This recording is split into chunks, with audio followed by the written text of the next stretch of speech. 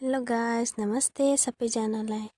आज मेरो छोरीको भ्याक्सिनेसन दिन थियो अनि मेरो छोरीलाई आज म हस्पिटल लिएर जान्छु भ्याक्सिन हान्नुको लागि। हेर्नु न कस्तो मजाले क्यामेरामा हेर्दैछ। उसलाई के थाहा होइन अलिक देरमा उसलाई रुनुपर्छ भनेर। यहाँ म जाँदैछु यहाँ छोरीलाई लिएर माथि। माथि आएको त यहाँ मेरो हस्बेन्ड फोन हेरेर बसिराख्नु भएको रहेछ। मेरो हस्बेन्ड चाहिँ अलिक साय हुनुहुन्छ, क्यामेरामा आउनै खोज्नुहुन्न। यहाँ भाउजू पनि आउनुभयो। भाउजूले भन्नुहुँदै थियो मलाई नदेखाउनु ल भनेर, तर म देखाउँछु होइन। अनि यहाँ हामीहरू अब जाँदैछौँ। म जहिले पनि हस्पिटल जाँदाखेरि भाउजूलाई नै लिएर जान्छु, किनकि छोरीलाई इन्जेक्सन हान्दाखेरि कसरी रुन्छे छोरी अनि म हेर्नै सक्दिनँ।